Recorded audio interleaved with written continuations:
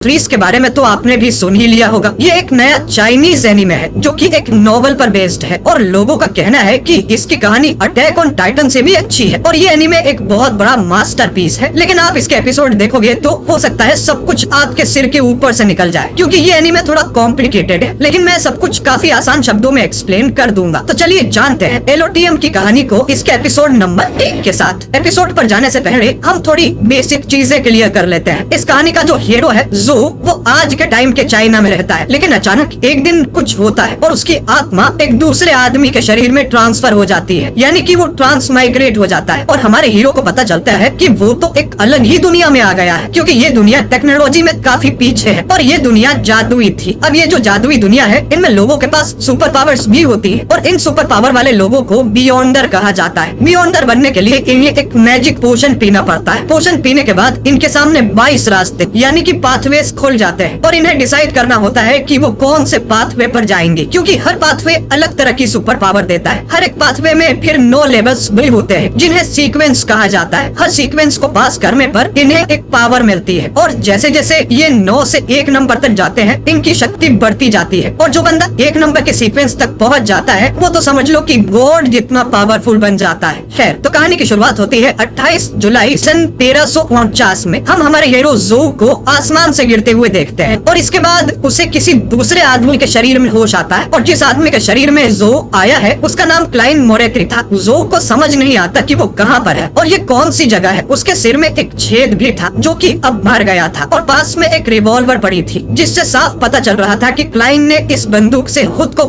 मारी होगी। जिसके बाद जो की आत्मा उसके शरीर में आ गई। ठीक इसी समय हम 2 और लोगों की बॉडीज को देखते हैं जिनके नाम थे वेल्च और नाया, और इन्होंने भी क्लाइन की ही तरह खुद को खत्म कर लिया था और हमें पता चलता है कि ये दोनों क्लाइन के क्लासमेट हुआ करते थे। खैर, अब सुबह हो जाती है और जो को क्लाइन के बारे में कुछ चीजें पता चलती है। असल में उसे क्लाइन की कुछ मेमोरीज पता चल रही थी, जैसे उसके पेरेंट्स मर चुके हैं और वो अपनी सिस्टर के साथ रहता है। क्लाइन आवा देश के टिंगन शहर में रहता है और उसने हाल ही में ग्रेजुएशन पास की है। जो को अपने कमरे में एक डायरी भी मिलती है जिसमें क्लाइन ने कुछ लिखा हुआ था। जैसे 29 मई को वेल्च उससे मिलने आया था। उसने कहा था कि उसके पास एक पुरानी किताब है और इस किताब को लिखने वाला एंटीगोनस फैमिली से था। डायरी के आखिर में लिखा था कि सब मारे जाएंगे, मैं खुद भी। जो को समझ नहीं आता कि क्लाइन ने ऐसा क्यों लिखा होगा। तभी इस कमरे में क्लाइन की सिस्टर आने लगती है और जो खून के दाग और बंदूक को छुपा देता है। उसकी सिस्टर का नाम मेलिसा था जो कि बैकलून यूनिवर्सिटी की स्टूडेंट है। मेलिसा ब्रश करके यहाँ से चली जाती है। जो सोचने लगता है कि वो यहाँ कैसे आ गया। वो तो अपने कंप्यूटर पर काम कर रहा था और अपने पेरेंट्स के साथ चाइना में रहता था। तभी उसे याद आता है कि उसने एक लक इंचेंटमेंट रिचुअल किया था और जरूर उसी से वो इस दुनिया में आ गया है। मेलिसा तभी यहाँ नाश्ता लेकर आ जाती है। वो क्लाइन से कहती है कि वो आज उसका फेवरेट डिनर बनाएगी, क्योंकि क्लाइन जॉब पाने के लिए इतनी मेहनत कर रहा है और वो अपने स्कूल के लिए निकल जाती है। अब जो सोचता है कि वो वापस अपना रिचुअल परफॉर्म करेगा और अपनी दुनिया में लौट जाएगा, और इस बंदूक की आवाज तो बहुत लाउड होती है, तो मेलिसा ने आवाज नहीं सुनी होगी क्या। और दोस्तों, अब मैं जो को क्लाइन कहकर ही बुलाऊंगा। तो क्लाइन को रिचुअल करने के लिए ब्रेड की जरूरत थी, जिन्हें लेने वो बाहर मार्केट में जाता है। मार्केट वाली लेडी क्लाइन से कहती है कि उसे जल्दी से कोई जॉब ढूंढ लेनी चाहिए और उस गंदे से अपार्टमेंट को छोड़कर किसी अच्छी जगह रहने चले जाना चाहिए। क्लाइन देखता है कि ये जगह भी उसकी दुनिया जैसी ही नॉर्मल है, बस ये टेक्नोलॉजी में काफी साल पीछे है। पर तभी वो कुछ लोगों को पत्ते खेलते हुए देखता है, जो कि आज के जमाने का खेल है। असल में करीब 100 साल पहले रोसेल गुस्तेव नाम का राजा हुआ करता था, जिसने ये पत्तों का खेल, स्टीम इंजन और टेरो रीडिंग जैसी चीजें इजाद की थी। क्लाइन को लगता है कि राजा रोसेल भी उसकी तरह किसी नए जमाने से आया होगा। तभी क्लाइन के पास एक जोकर आता है जो उसे अपने सर्कस में आने का इन्विटेशन देता है। क्लाइन देखता है कि कोई आदमी उसका पीछा कर रहा था, तो वो जल्दी यहाँ से भागने लगता है और छुपने के लिए एक टेंट में घुस जाता है। वो आदमी जेनकिंस भी उसके पीछे जाने वाला था, लेकिन तभी उसे यहाँ एक पुलिस वाला दिखाई देता है, जिसे देख वो वापस लौट जाता है। टेंट के अंदर एक टेरो कार्ड रीडर बैठी हुई थी, यानी पत्ते देखकर भविष्य बताने वाली। क्लाइन सोचता है कि ये चीज तो मेरी दुनिया में भी होती थी, यानी राजा रोजेल उसकी तरह ही एक ट्रांस माइग्रेटर था। वो लेडी कहती है कि क्लाइन उसका पहला कस्टमर है, तो वो उसे फ्री में भविष्य बताएगी। ये सुनकर क्लाइन वहाँ बैठ जाता है। लेडी पूछती है कि तुम क्या जानना चाहते हो, तो क्लाइन कहता है कि मेरा पास्ट, प्रेजेंट और फ्यूचर। लेडी अब उसके सामने 3 पत्ते निकाल के रखती है कि ये तुम्हारा पास्ट, प्रेजेंट और फ्यूचर है, पहले उसे कौन सा कार्ड देखना है। क्लाइन कहता है कि सबसे पहले वो अपना प्रेजेंट देखना चाहता है। लेडी उस कार्ड को पलट देती है और ये कार्ड था the fool. The fool tarot deck का पहला पत्ता होता है और ये नई शुरुआत को दर्शाता है। तभी यहाँ पर असली टेरो रीडर आ जाती है और यहाँ जो बैठी थी वो बस मजाक कर रही थी और क्लाइन यहाँ से चला जाता है। क्लाइन अब अपने घर आकर उन ब्रेड्स को 4 अलग अलग कोनों में रख देता है और रिचुअल को परफॉर्म करता है ताकि वो वापस अपनी दुनिया में लौट जाए। वो कुछ मंत्र भी पढ़ता है। शुरू में ऐसा लगता है कि रिचुअल करने से कुछ नहीं होगा, लेकिन फिर अचानक ही उसे कुछ होता है और क्लाइन एक अजीब से दुनिया में पहुंच जाता है जहाँ चारों तरफ धुआं था। इस जगह को हम द ग्रेट फॉग कहेंगे और यहाँ कुछ रेड और ब्लू कलर के स्टार्स उड़ रहे थे। क्लाइन गलती से एक रेड और ब्लू स्टार को छू देता है जिससे वो दोनों फट जाते हैं। इस समय हम ऑड्री नाम की एक लड़की को देखते हैं जो अपने मिरर के सामने बैठी थी और ऑल्गर नाम का एक आदमी समुद्र के बीच अपने ग्लास को पकड़ा हुआ था। ये दोनों ही अपनी मर्जी के बिना इस ग्रे दुनिया में आ जाते हैं। इन्हें अपने सामने क्लाइन की बड़ी सी परछाई दिखाई देती है जैसे वो इस दुनिया का गॉड हो और ये तीनों ही एक दूसरे का चेहरा ठीक से नहीं देख पा रहे थे। क्लाइन सोचता है कि इन दोनों को मैंने यहाँ बुलाया है क्या? ऑड्री पूछती है कि क्या आप इस पवित्र जगह के मास्टर हो? क्लाइन सोचता है कि ये पवित्र जगह है तो इसका मंदिर कहाँ है? और उसके इतना सोचते ही उनके आसपास एक मंदिर जैसी जगह बन जाती है। क्लाइन समझ जाता है कि वो इस दुनिया को पूरी तरह से कंट्रोल कर सकता है। वो अब एक लंबी सी टेबल और एक सिंहासन बना लेता है। ऑल्गर क्लाइन से पूछता है कि मैं कहाँ पर हूँ और आप कौन है? क्लाइन अब सोचने लगता है कि मैं अपना नाम क्या बताऊँ, ज़ो या क्लाइन? और फिर वो सिंहासन पर बैठे हुए इन्हें अपना एक नकली नाम बताता है कि तुम लोग मुझे बुलाओगे द फूल के नाम से, जो कि उस टैरो कार्ड का नाम था। ऑड्री पूछती है कि मिस्टर फूल, आपने हमें यहाँ क्यों बुलाया है और क्या हम घर जा सकते हैं? क्लाइन कहता है कि तुम चाहो तो मैं तुम्हें वापस घर भेज दूंगा। वो लड़की इस जादुई जगह को देखकर काफी एक्साइटेड हो गई थी। वो क्लाइन से पूछती है कि मैं बियॉन्डर कैसे बन सकती हूँ? अब क्लाइन को तो बियॉन्डर के बारे में कुछ भी नहीं पता था, तो वो बोलता है कि इस सवाल का जवाब तुम्हारे सामने बैठा आदमी देगा। ऑल्गर बोलता है कि तुम जरूर लियोन किंगडम से होंगी, तो बियॉन्डर बनने के लिए तुम्हें एवरनाइट गॉडेस के चर्च को ज्वाइन करना होगा या लॉर्ड ऑफ स्टॉर्म के या किसी दूसरे चर्च को। वैसे बियॉन्डर बनना इतना आसान नहीं है, पर बियॉन्डर सच में होते हैं और वो बढ़ती हुई डार्कनेस से लड़ते रहते हैं। ऑड्री पूछती है कि चर्च के अलावा और कोई रास्ता है क्या? तो ऑल्गर कहता है कि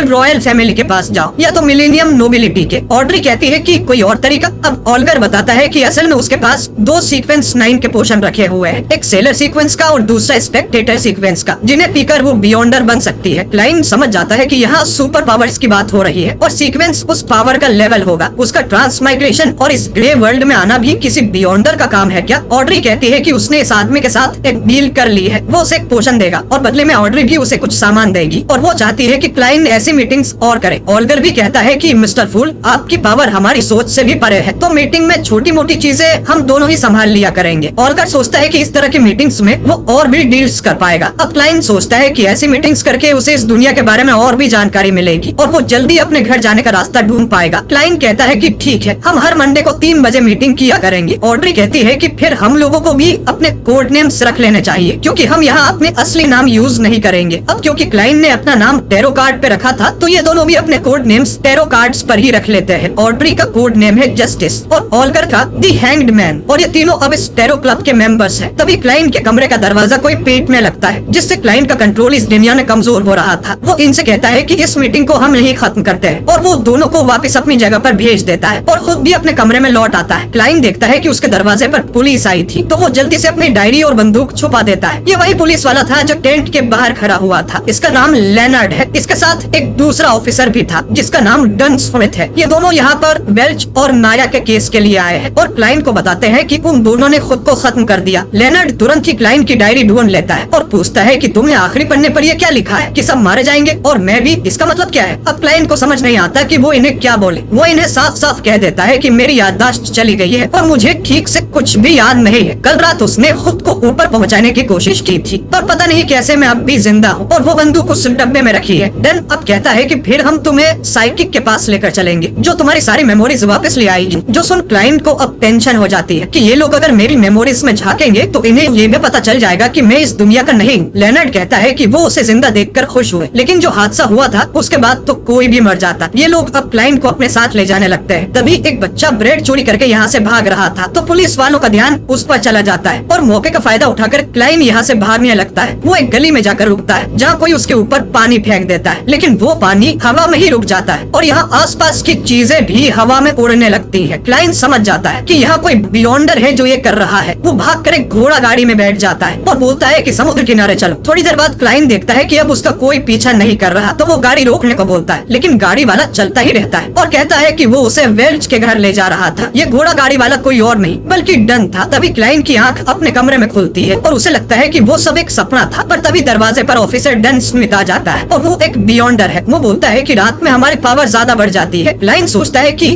हमारी। डन अब क्लाइंट को पकड़कर घर के बाहर ले आता है। तभी क्लाइंट के पीछे एक लड़की आती है जो उसका मुंह पकड़ लेती है और उसकी मेमोरीज में झांकने लगती है, यानी वो भी एक बियॉन्डर है। क्लाइंट अपनी मेमोरीज में अपने असली माँ बाप को देखता है, लेकिन वो लड़की उन्हें नहीं देख पा रही थी। शायद वो ग्रे फॉग उसकी मेमोरीज दूसरे लोगों से छुपा रहा था। वो लड़की अब क्लाइंट से पूछती है कि बताओ एंटिगोनस फैमिली की किताब कहाँ है। क्लाइंट कहता है कि उसे नहीं पता। फिर वो पूछती है कि 27 जून की रात को बेलचोर नाया के घर में क्या हुआ। क्लाइंट फिर से कहता है कि उसे नहीं पता। अब वो पूछती है कि जब वो दोनों मरे थे तब तुम क्या कर रहे थे। तो क्लाइंट के हाथ में बंदूक आ जाती है। वो इन्हें मार के दिखाता है कि वो उस दिन क्या कर रहा था, यानी कि क्लाइंट सच बोल रहा है। वो ये सब डन को बता देती है कि उसने खुद को गोली मारी थी, पर इसकी मेमोरीज में उसे ज्यादा कुछ नहीं मिला। डन क्लाइंट से कहता है कि एंटिगोनस फैमिली की किताब लापता हो गई है और तुम अब भी खतरे में हो। हम हर बार तुम्हें बचाने नहीं आ सकते हैं, तो तुम भी हमें ज्वाइन करके एक बियॉन्डर क्यों नहीं बन जाते। और ये एपिसोड यहीं पर एंड हो जाता है। तो दोस्तों मुझे तो ये पहला एपिसोड बहुत ही अच्छा लगा है। काफी दिनों बाद कुछ नया देखने को मिला है और इसका एनिमेशन भी बहुत ही धांसू था और कहानी काफी इंटरेस्टिंग लग रही है और मैंने जितना हो सकता था उतने अच्छे से एक्सप्लेन किया है। अब क्या क्लाइंट बियॉन्डर बन जाएगा, जानने के लिए अगला एपिसोड जरूर देखें। वीडियो पसंद आया हो तो इसे लाइक और शेयर कीजिए और अगर आप चाहते हैं कि मैं अगला एपिसोड भी लेकर आऊं तो कमेंट बॉक्स में टाइप कीजिए द फूल। और अगर आप हमारे चैनल वाइपर